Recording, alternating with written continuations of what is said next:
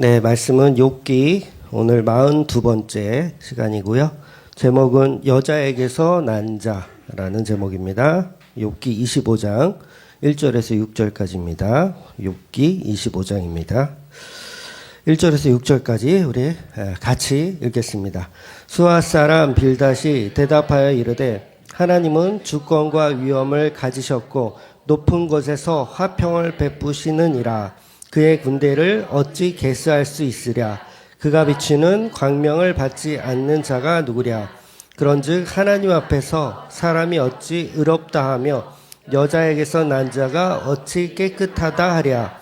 보라, 그의 눈에는 달이라도 빛을 발하지 못하고 별도 빛나지 못하거늘 하물며 구더기 같은 사람, 벌레 같은 인생이랴.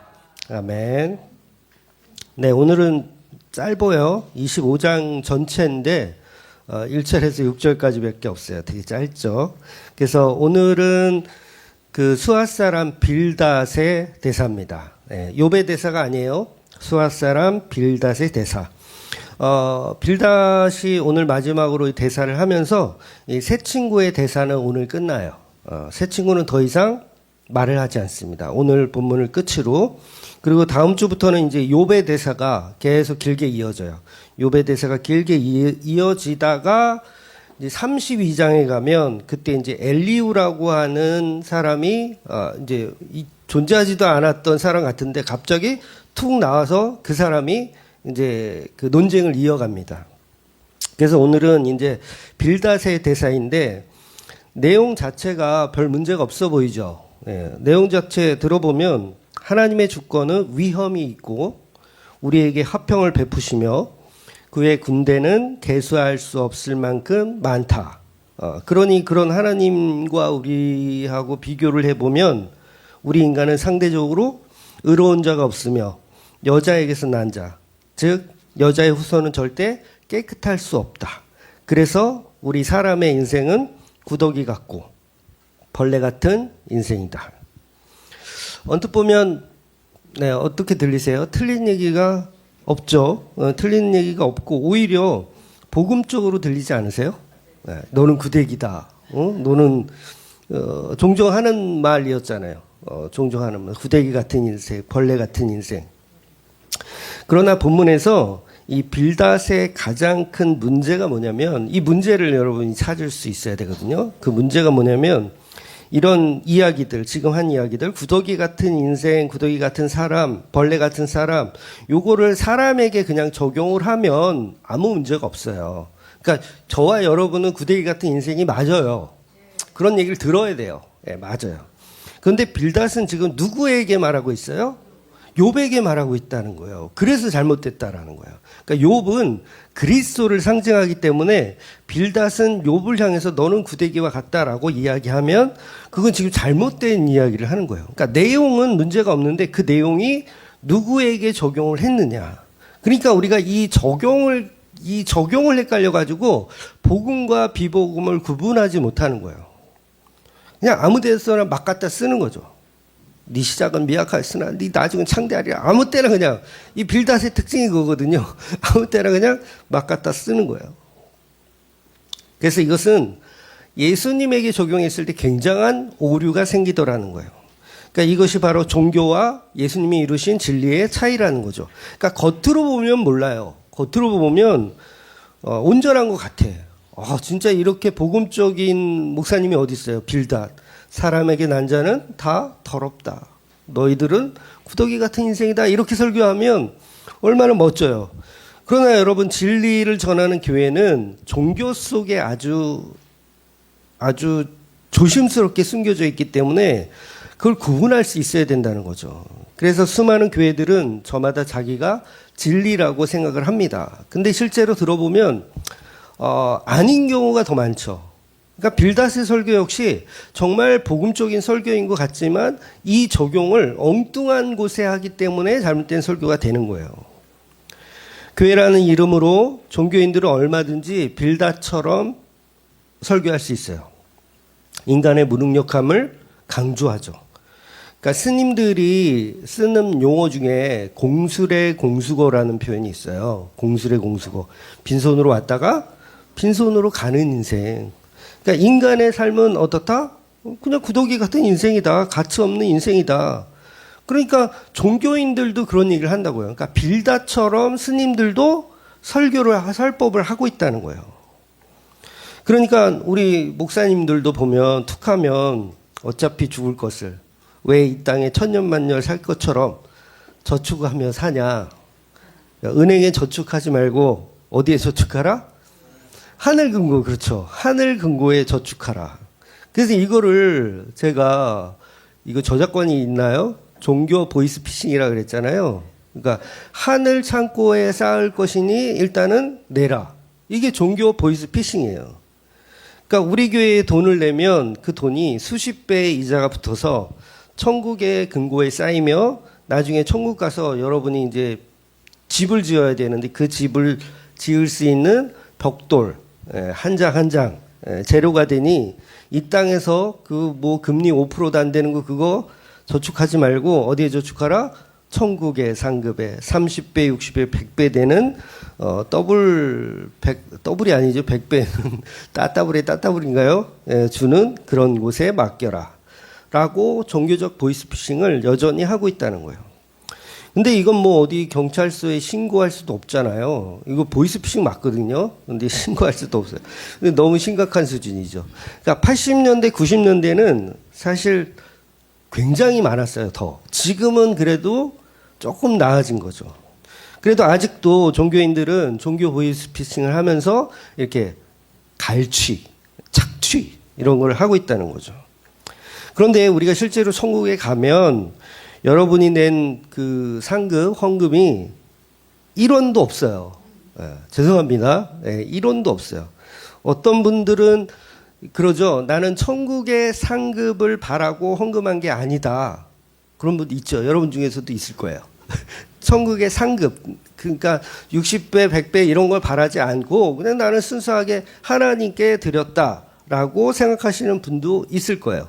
그런데 사실 그게 보이스피싱을 당한 것보다 사실은 더 악한 거예요. 이해가 되세요? 내가 하나님께 정성을 바칠 수 있다라고 생각하는 자체가 보이스피싱을 당한 사람보다 더 악한 거라고요, 사실은. 그러니까 지금이라도 버리세요. 내가 하나님한테 드렸던 것들, 그래도 이거 내 마음이었으니까 뭐 하나님 받으셨겠지. 죄송합니다. 하나님은요, 안 받으셨어요. 내가 드린 헌금으로 하나님께 감동을 줄 수 있다는 자체가 사실은 더 오만한 거예요. 차라리 보이스피싱은 무식하고 몰라가지고 그냥 당한 거잖아. 근데 내가 하나님을 감동시키고 수 있다라고 생각하는 자체는 내가 우상숭배를 하고 있는 거예요. 그래서 사람들은 결국은 진짜 복음을 알게 되잖아요. 그럼 그때 비로소 내가 가짜였구나. 내가 하나님의 성도라고 하는 그 성도라는 두 글자가 가짜였구나라는 걸 알게 되는 거예요. 그리고 보이스피싱 당한 이 선량한 분들은 내가 보이스피싱 당했구나. 속았구나. 결국 그것이 내가 마귀였구나로 인식을 해야 되는 거예요. 내가 마귀였구나. 나는 그동안 하나님께 정성을 바쳐서 하나님의 기쁨이 되는 줄 알았는데 결국은 나 혼자 좋아서 열심을 부리던 어떤 종교 생활이었구나라는 걸 깨닫게 되는 거죠. 그래서 보통은 지금이라도 깨달으면 좋은데 이제 죽어서 깨달으면 이미 때는 늦어요. 그래서 천국에 딱 이제 간다. 나 천국 가면은 그동안 내가 드린 게 있으니까 나는 황금빛 전원주택에 살 것을 기대하고 딱 죽어서 가봤더니 아무것도 없죠. 그곳은 천국이 아니라 오히려 지옥일 가능성이 더 크다는 거죠.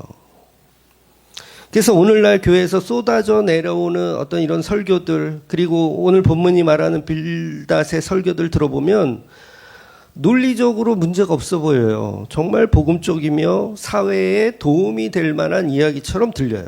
왜냐하면 인간을 낮추고 하나님을 높이고 있기 때문에. 그런데 이 자체가 복음으로 해석되지 않는다면, 욥으로 해석되지 않는다면 그 자체가 종교적이며 철학적인 논리라는 거예요. 그러니까 엊그저께인가요? 제가 교회에 이렇게 설거지하고 있는데 설거지를 하고 있는데 아침이었어요. 어떤 여자분 한 분이 이제 교회 교육관 안으로 쓱 들어오더라고요. 쓱 들어오면서 아 여기 교회 교육관이냐고 그러시더라고. 근데 복장을 보니까 그 뭐 모자도 쓰고 뭐 이렇게 잠바도 입은 게 어떤 그런 단체 있잖아요. 구호 단체. 그냥 말할게요. 월드비전에서 나왔더라고요. 월드비전에서. 그래서 나와가지고 월드비전에서 나와가지고 이제 그 책자를 이렇게 보여주면서 우리 어린이들이 지금 도시락을 못 먹고 있으니 이 도시락 사 먹을 돈을 좀 후원해 달라는 그런 이야기를 이렇게 하시더라고요.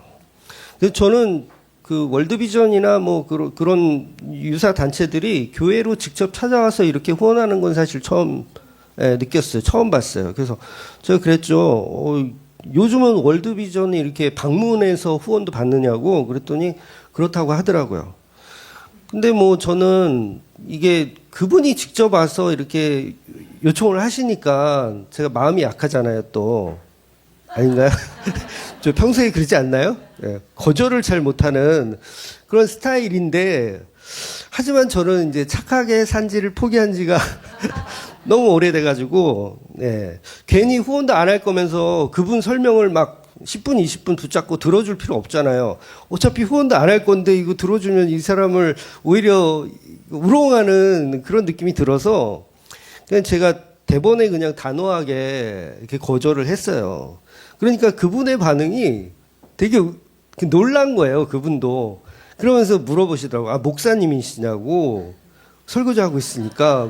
평소에는 제가 양복 안 입거든요. 교회 올 때는 그냥 청바지에 티셔츠 입고 있는데, 아, 목사님이냐고 물어보시더라고요. 아, 목사 맞다고. 그러니까 그 표정이 왜 그렇게 대하느냐예요. 그러니까 뭐 그렇게 목사가 돼가지고 왜 이 아이들의 이 불쌍한 아이들을 돕는 일에 왜 그렇게 단번에 거절을 하시냐는 거죠. 그러니까 교회가 구제하고 봉사하는 건 기쁜 일인데 목사님 맞으세요? 이렇게. 그러니까 그게 아니면 혹시 저를 못 믿어서 그러시나요? 이렇게도 얘기하시더라고요.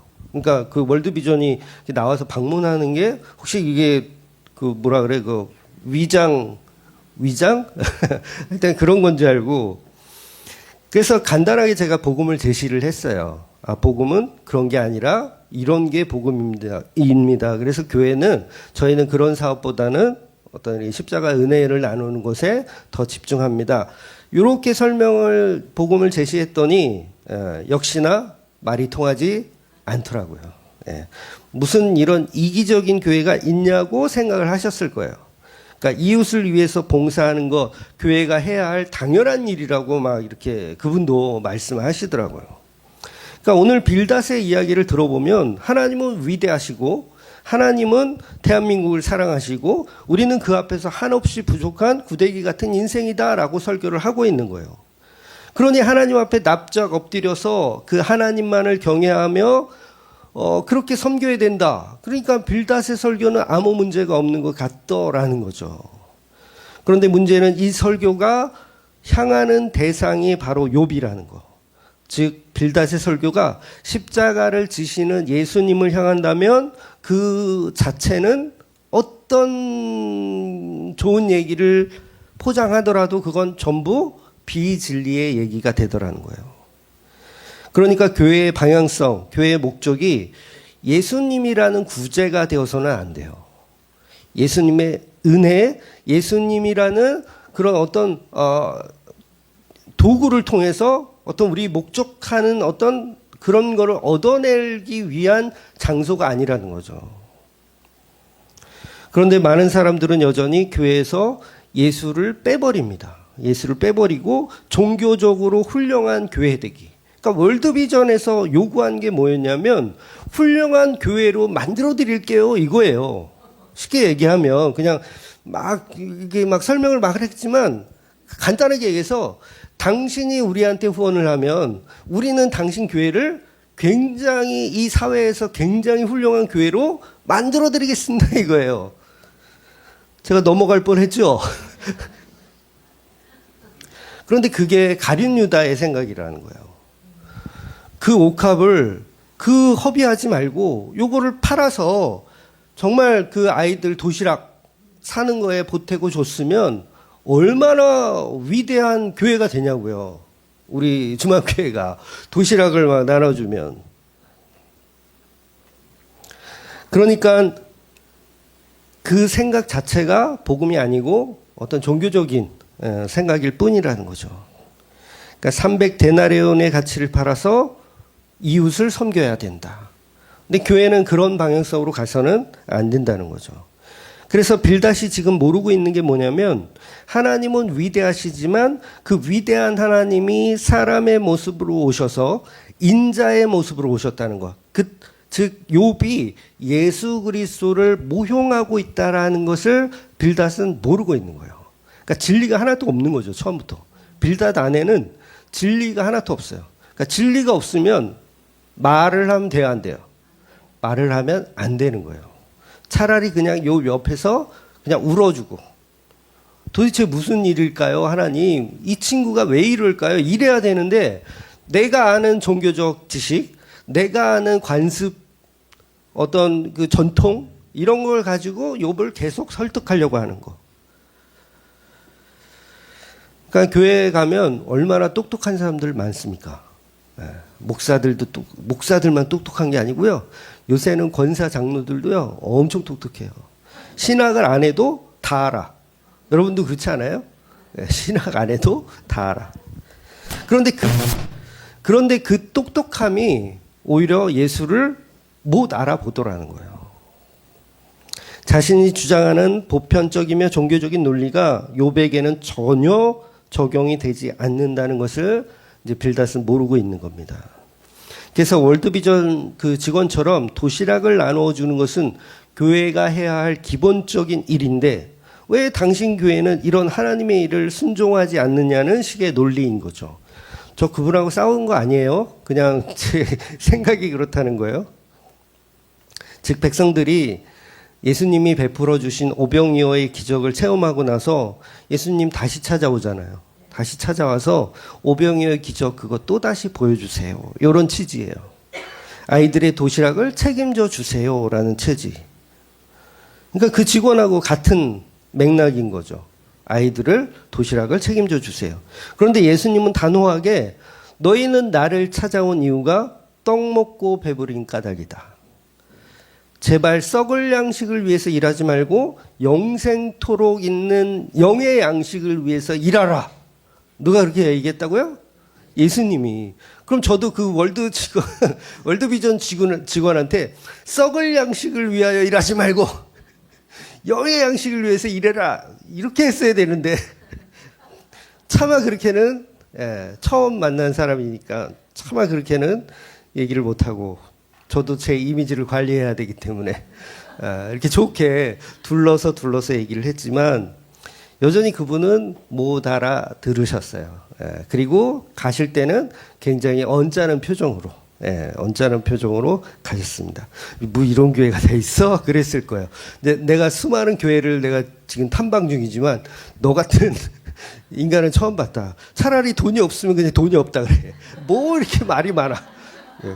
그렇잖아요? 아니, 조그만 교회 와가지고 후원해달라 그러면 대부분 목사님도 어떻게 반응할까요? 후원을 해드리고 싶지만 우리가 형편이, 좀 좋지 않습니다. 우리가 좋아지면 그때 다시, 그럼 방문해 주시면 좋겠습니다. 이런 식으로 할 텐데, 저는 대놓고 막, 그거 아니라고 막 그러니까, 네. 그래서 이 빌닷의 설교 중에서 가장 큰 오류가 뭐냐면 예수님을 향한 설교였다는 거예요. 그리고 중요한 건 이 대사 중에 어떤 이야기를 하냐면 여자의 후손은 깨끗할 수 없다라는 얘기를 하는 거예요. 그러니까 이게 굉장한 오류라는 거예요. 여자의 후손은 깨끗할 수 없다. 근데 누구는 깨끗해요?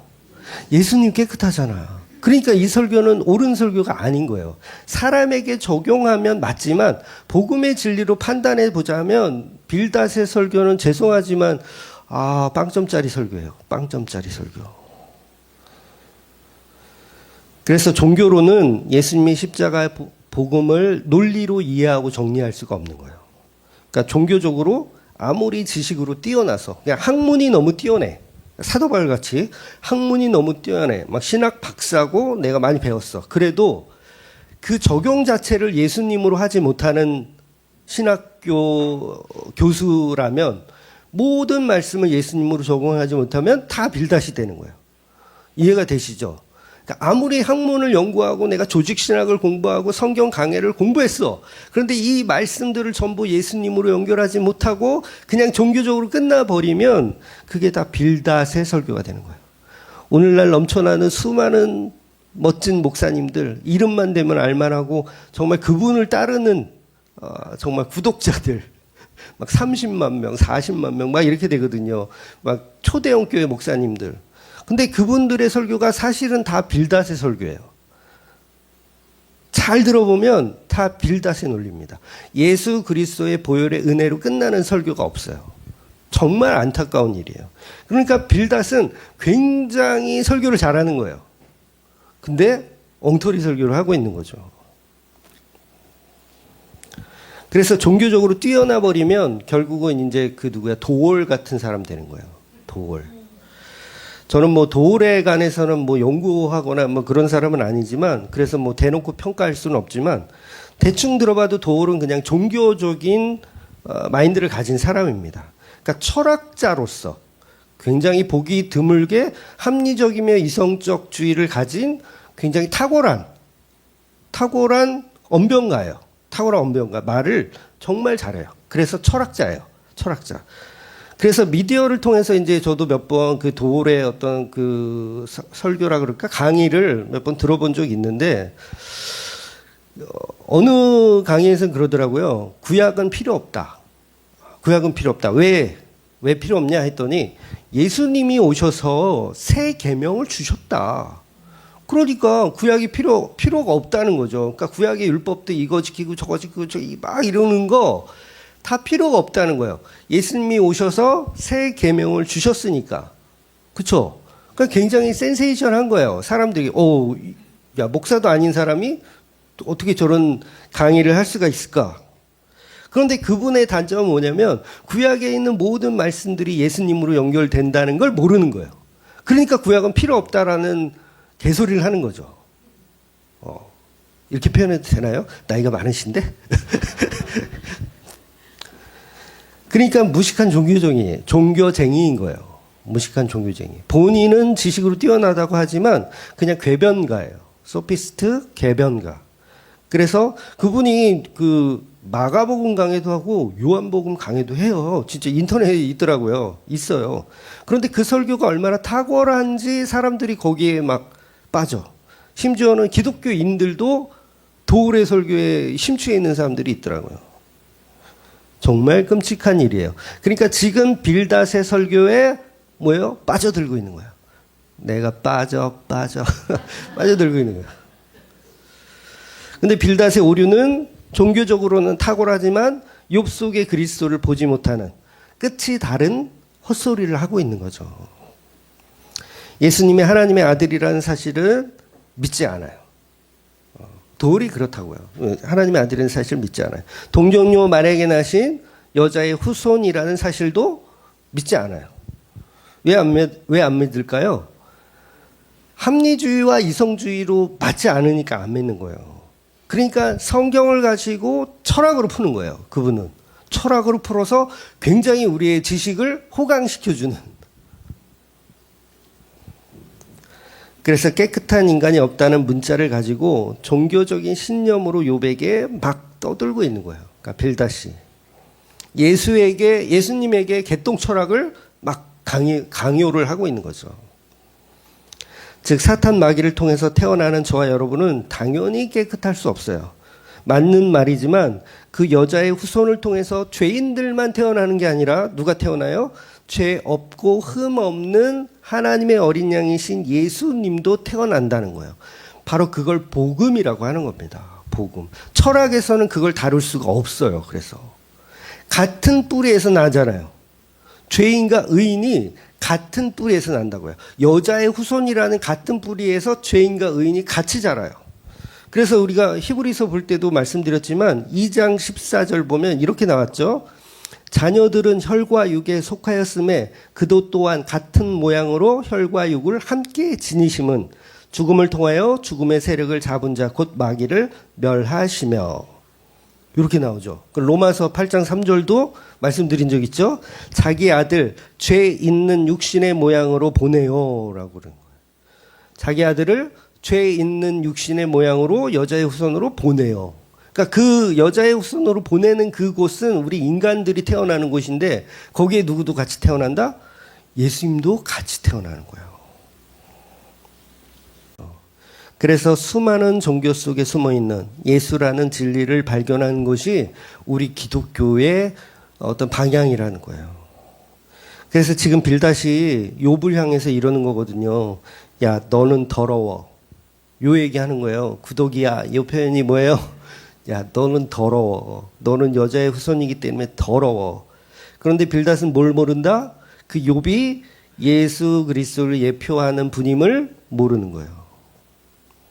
그래서 빌닷은 논리적으로 종교적으로 그 어떤 신부님보다 그 어떤 스님보다 뛰어난 설교를 하는 것 같지만 그래서 설교도 지금 본문이 얼마나 짧아요. 짧은 설교가 훌륭한 설교죠. 그러니 예수가 십자가에 죽는 것이 마땅하다라고 얘기하는 거예요. 너 더러워. 그러니 죽어야 돼. 너 십자가에 죽는 게 마땅하다라고 얘기한다고요. 종교가. 그래서 종교를 가진 유대인들이 예수님을 향하여 너는 더러워. 너 십자가에 죽어서 마땅해. 라고 얘기를 하더라는 거예요. 그러니까 결국은 빌닷의 설교가 예수님을 십자가에 못 박아 죽이는 거예요. 한국 교회가 전부 빌닷의 설교를 하고 있다면 지금 뭐예요? 계속 예수님을 십자가에 못 박는 일을 하는 거예요. 앞서 24장 마지막 부분을 보면 욥은 욥의 친구들에게 그 말을 전부 인정하는 것처럼 들렸어요. 그러니까 하나님께서 악인들을 심판하실 것이라는 사실에 관해서 모두 인정했죠. 욥도 심판하실 거야 인정했어요. 나도 그러기를 바란다. 그런데 지금 빌닷이 그 욥의 이야기를 듣고 기분이 상해하는 이유가 뭐냐면 빌닷은 지금 기분이 상해 있거든요. 욥의 대사를 듣고 기분이 상했어. 왜 상했냐면 내가 말하는 그 하나님이 벌 준다며 악한 자를 벌 준다며 동의한다며 그런데 왜 그 악한 자에서 너 욥은 빼냐 이거야. 너 욥을 왜 빼? 그러니까 빌닷이 너도 구독인데 왜 너를 빼냐라고 얘기하는 거야. 그래서 진리란 우리 인간들에게 적용하면 다 우리는 죄인이 맞아요. 그런데 예수님에게는 적용될 수 없더라는 거죠. 그래서 인간에게서 욥을 그러니까 욥과 인간이 같이 사실은 예수 그리스도와 사람이 연합되어 있는 욥 속에서 그리스도를 발견하는 게 그게 진리고 보석을 캐는 일이거든요. 빌닷은. 근데 빌닷은 그 일을 못 해내는 거죠. 그래서 결국은 빌닷이 예수를 죽이는 거예요. 빌닷이 예수를 죽이는 거. 그러니까 솔직히 바리새인이 한 30년 바리새인 생활했어. 근데 어느 인간도 율법을 지킬 수 없다라는 걸 알까요? 모를까요? 본인들은 사실은 알아야 정상인 거예요. 30년 했더니 나 지킬 수 없더라. 근데 보세요. 자기가 자기를 속인다 그랬잖아요. 30년 동안 내가 지킨 것 같아 라고 믿는 거야 그냥. 30년 동안 나는 613가지를 믿었어. 지켰다고 막 철저히 믿었어. 그런데 예수라는 사람이 와서 너 그거 못 지켰잖아 라고 얘기하는 거예요. 못 지켰잖아. 그러니까 우리가 못 지키는 것을 우리가 알아요. 바리새인들도 사실 깨달음이 있다라면 내가 613가지 했는데 그 사실 다 내가 합리화한 거야. 나는 사실 못 지켰어. 그러니까 예수님을 십자가에 매달아 죽이는 것도 사실은 뭐예요? 나의 그 율법 지킴을 해방하니까 예수를 십자가에 매달아 죽이려고 하는 거잖아요. 너만 없으면 내가 613가지 잘 지킨 사람으로 되는데 너가 있으니까 내가 못 지킨 사람 되니까 예수를 십자가에 매달아 죽이는 거예요. 그래 놓고 생각하는 게 뭐냐면 어차피 인간은 다 죄인이야. 그러니까 예수도 십자가에 매달려 죽는 저 예수도 죄인이야. 똑같은. 요게 빌닷의 설교인 거예요, 지금. 그러니까 어차피 나무에 달린 자는 저주를 받았습니다. 그러니까 예수가 십자가에 죽는다면 그건 하나님의 저주를 받은 거지 내 책임이 아니라고 생각하는 거예요. 그래서 빌라도는 심지어 손을 씻잖아요. 예수님을 내어주고 나서 자기 손을 씻어요. 요거 내 책임 없다. 그러니까 십자가에 죽는 자는 이미 자기가 자기 저주를 받은 것이지 누구의 탓도 아니다라고 하는 게 빌닷의 논리이며 이게 종교적인 논리, 유대인들의 논리, 이방인들의 논리라는 거예요. 도울도 이런 논리를 갖고 있고요. 그렇지 않고 죄가 없다면 하나님은 반드시 십자가에 내려오도록 하실 것이다 라고 생각하는 거예요. 이렇게 되면 또 영지주의적 발상을 하는 거죠. 그러니까 인간은 끊임없이 지식이라는 걸 이용해서 복음을 계속 훼손하는 거예요. 그러니까 이 모든 생각을 예수님이 이제 사실은 뒤엎어야죠. 우리 인간들의 생각, 이 빌닷의 생각, 저와 여러분의 생각을 다 뒤엎는 그 사건이 일어나야지 우리는 답이 있는 거예요. 그래서 그 사건이 바로 십자가와 부활의 사건이죠. 완전한 반전이 일어나는 거. 그래서 히브리서에도 우리가 계속 나누고 있지만 하나님의 아들로 죽는 것이 아니라 사람의 아들로 죽는 예수. 그러니까 사람들의 생각은 십자가에 죽은 예수는 어차피 죄인이다라고 생각하는 거예요. 그러니까 이 종교에서 빠져나올 수가 없는 거예요. 빌닷은 뭘 말하고 있다? 종교를 말하고 있어요. 모든 인간은 죄인이다라는 종교.